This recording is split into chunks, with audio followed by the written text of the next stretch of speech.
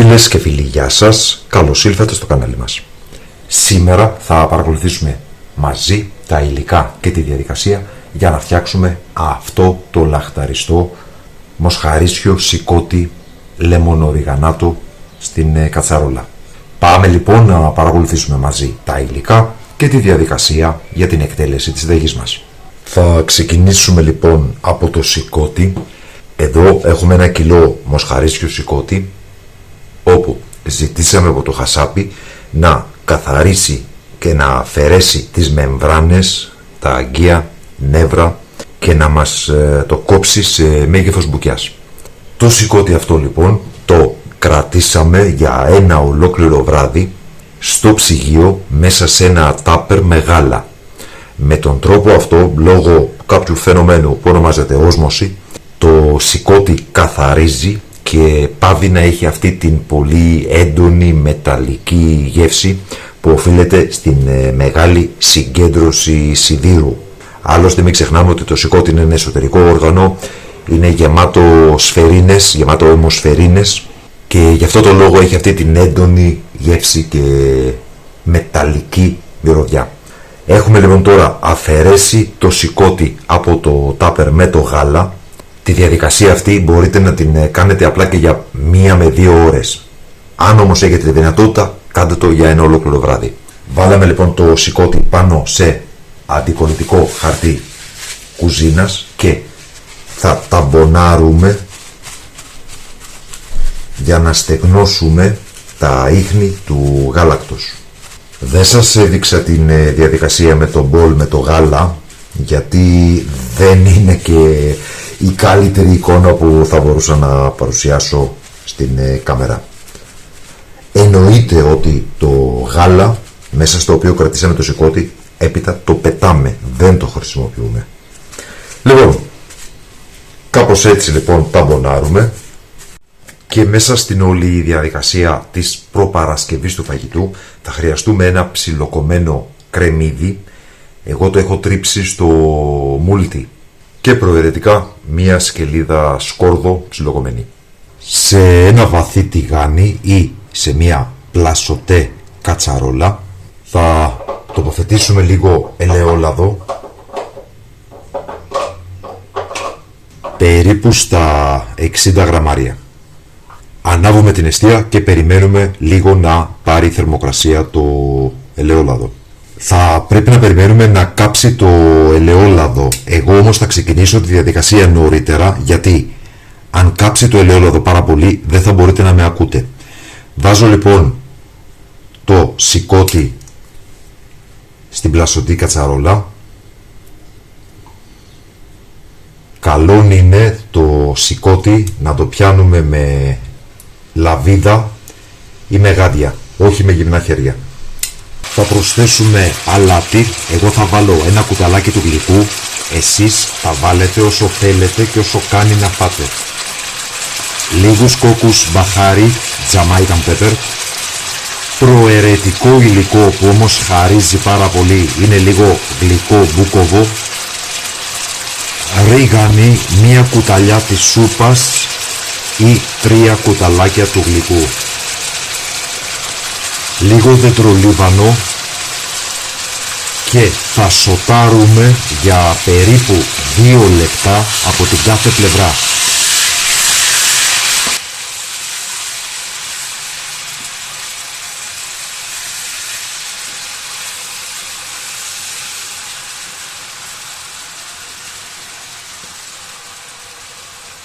Θα πρέπει να περιμένουμε το σηκώτη να αλλάξει χρώμα, να σκουρίνει. Η ποσότητα του σηκωτιού που μαγειρεύω είναι μεγάλη για τη συγκεκριμένη πλασωτή κατσαρόλα, γι' αυτό λίγο θα καθυστερήσουμε, δηλαδή βλέπετε ότι σχεδόν βράζει, δεν τηγανίζεται. Καλό είναι να χρησιμοποιήσετε μεγαλύτερο σκεύος ή μικρότερη ποσότητα σηκωτιού.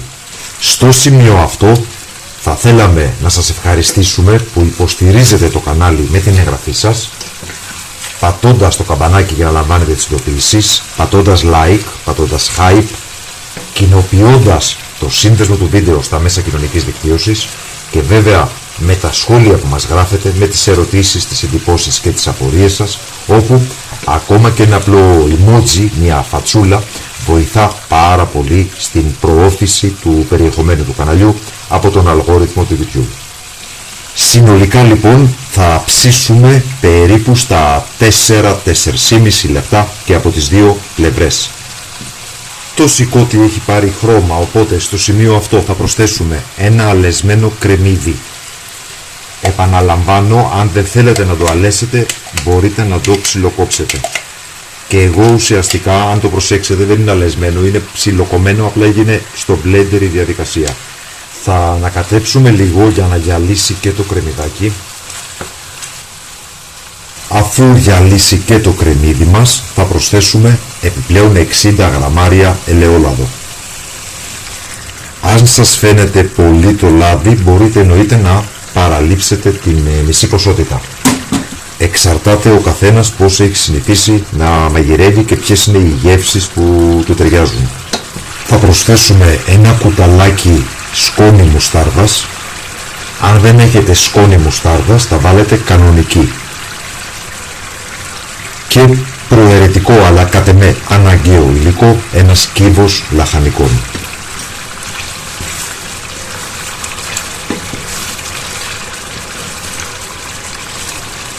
Θα προσθέσουμε μία σκελίδα σκόρδο ψιλοκομμένη.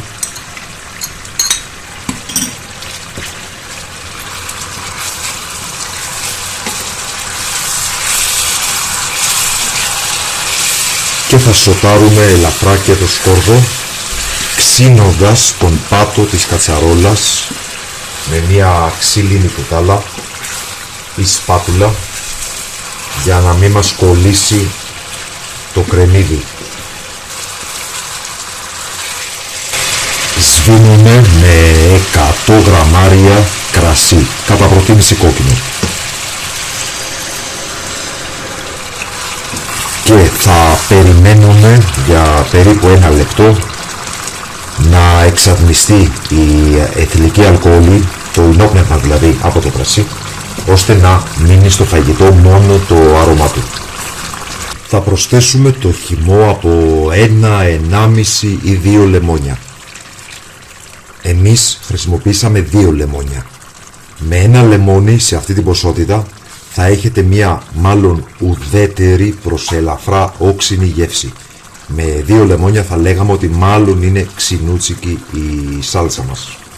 Και όπως βλέπετε η σάλτσα έχει σχεδόν δέσει, σε αυτό βοηθάει και η μουστάρδα. Άρα θεωρητικά, όπως θα σας έλεγε οποιοσδήποτε σεφ, μετά από 1 λεπτό σβήνουμε και το φαγητό μας είναι έτοιμο και ασφαλές για κατανάλωση, γιατί το σηκώτη έχει φτάσει σίγουρα εσωτερική θερμοκρασία πάνω από 76 βαθμούς Κελσίου.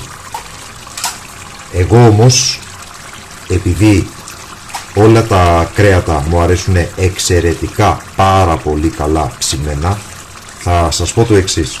Θα προσθέσω μισό ποτήρι με 3/4 ζεστό νερό και θα βράσω το φαγητό μου για περίπου 15 λεπτά σε μέτρια θερμοκρασία. Θα χαμηλώσω δηλαδή την ένταση της εστίας.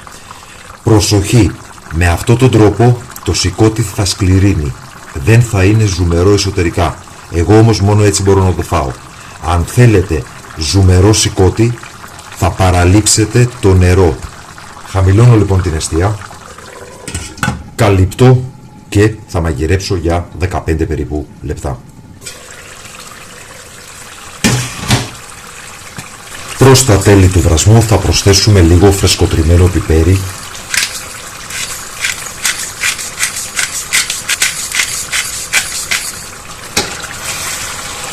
ένα γρήγορο ανακάτεμα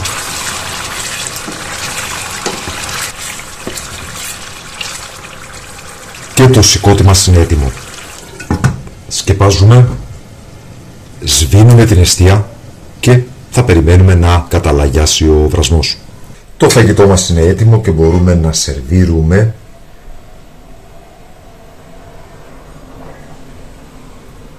Το λεμονοριγανάτο σηκώτη παραδοσιακά σερβίρεται με ρύζι, τηγανιτή πατάτα ή πουρέ. Εμείς επιλέξαμε για σήμερα ένα απλό λευκό ρύζι βρασμένο μέσα σε ζωμό λαχανικών και αρωματισμένο με σαφράν. Και το φαγητό μας είναι έτοιμο. Μοσχαρίσιο σηκώτη λοιπόν, λεμονοριγανάτο, σερβιρισμένο με ρύζι. Το σηκώτη είναι μια τροφή πλούσια σε σίδηρο και επίσης πλούσια σε βιταμίνη B12, μια βιταμίνη η οποία παράγεται από βακτήρια στο χώμα και οι άνθρωποι την λαμβάνουμε μέσω της τροφής μας και συγκεκριμένα μέσα από την κατανάλωση ζωικών προϊόντων. Σας ευχαριστούμε που μας παρακολουθήσατε. Καλή συνέχεια, να είστε όλοι καλά.